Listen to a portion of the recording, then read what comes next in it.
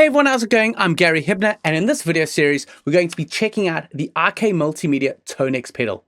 Now, this pedal takes advantage of the TONEX application and its advanced AI modeling machine learning, where it profiles amps and gets a very realistic tone. And now you have it in a pedal format that you can incorporate into your live setup and your studio setup. And obviously, taking a look at the size, it's a very compact pedal.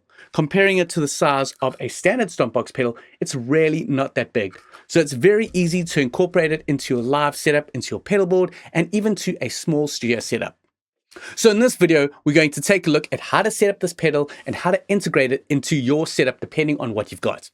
So first, let's jump in and take a look at how you set up the connectivity and then what these parameters are on the pedal.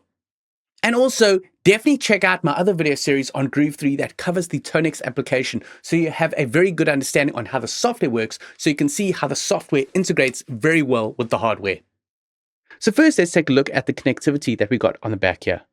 Starting at the right, here is your power adapter. So this is where you'll plug in the mains to power up the device. Then you've got your input. So this is where you're going to plug your guitar in to input into the device. Then you've got two outputs. If you only plug into the left output, it's mono. So you'll have a mono signal out. Or you can have a stereo signal out by plugging them both in. Or you've also got the option to do the dual out, where the left will be the process signal and then the right will be the raw DR. If you're not going out into your computer or your studio monitors, what you can do is use the optional headphones out. And if you're using some MIDI compatible devices, maybe you want to use a MIDI foot switch controller to switch parameters, then you can use the MIDI inputs and the MIDI outputs. There's also an option for external control. For example, you can add extra switches like a dual switch, so you can use these to switch to different other things, or you can even use an expression pedal. And then finally, you've got the USB. So with this, you'll connect into your computer to either use it as an audio interface or to interact with the librarian in the TONEX application. So that's the connectivity that you have over here. Now let's jump to the front where we can see the parameters. Now that you know the footprint size of the TONEX pedal and the connections that you got in the back, now let's take a look at the top panel over here and what parameters we got. So first off, you've got this main display giving you the preset that you got selected. And you can use this preset dial on the top right here to scroll through the different presets. So starting off, you've got bank 0 and you've got 3 presets in one bank. So there are the 3 presets, and as I click over, it goes into bank 1 and you've got 3 other presets. So those presets that you got in each bank correlate to the 3 foot switches you got here. Now I'm just going to scroll back to the first preset here and just show you what else we got over here. So down here, you've got tone controls to shape the tone of your sound. So for example, you can change the gain, you can change the bass, and as you make changes, it reflects in the main display here. You've got the mid, you've got the treble, and then you've got your main volume.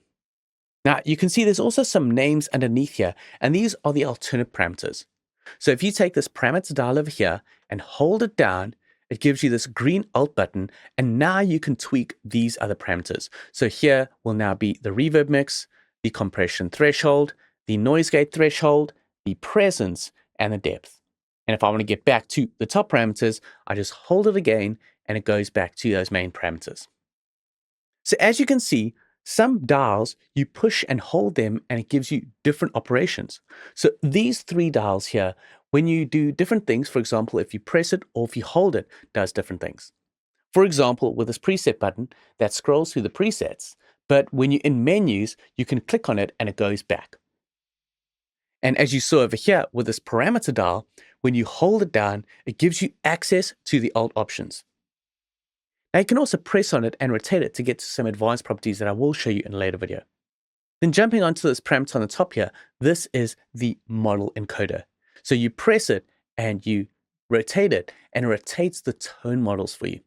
And what you see here in this little sub display here is showing you amp and cab.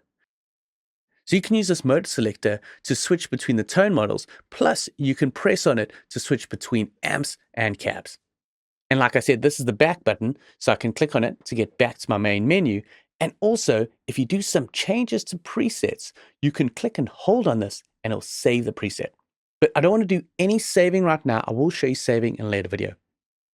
Another good thing to keep in mind is the color of the displays and LEDs that you got. So you've got your display window over here, and as you scroll through, let me just quickly scroll through all the way to the end, keep notes of that amp and cab section. And as I get to some later sections, you see how that amp turns blue. So that's showing me that this is an amp or a pedal model, not an amp and a cab. So that goes blue. You've also got amber and you've got green, and you've also got nothing as well. So I'm just going to scroll all the way to the beginning. If you look at your foot switches, they're green as you switch between them. And if you make some changes to a dial, it goes amber. So I've made some changes there. That goes amber, meaning I've made some changes to this preset. And if I want to save the changes, I can click on hold on this. Now, if I just scroll back to the previous presets and jump back, you can see that screen again. Now, obviously, as you can see, you've got 3 foot switches, and this allows you to jump between the 3 presets within a bank. Another thing you can do is you can click on B and C together to jump up a bank, or you can use A and B to jump down a bank. And it flashes like that, showing you that you made a bank change, and then you can just click on a foot switch and jumps to that preset. And if you click on a foot switch again, it bypasses that preset on the pedal. So now basically I've just got my raw DI guitar coming in and out, and when I click on it again, I'm now going to get that preset with that amp model. So that is a very quick rundown on the parameters that we got on this pedal, but as I dive deeper into them in this video series, you'll see how they work.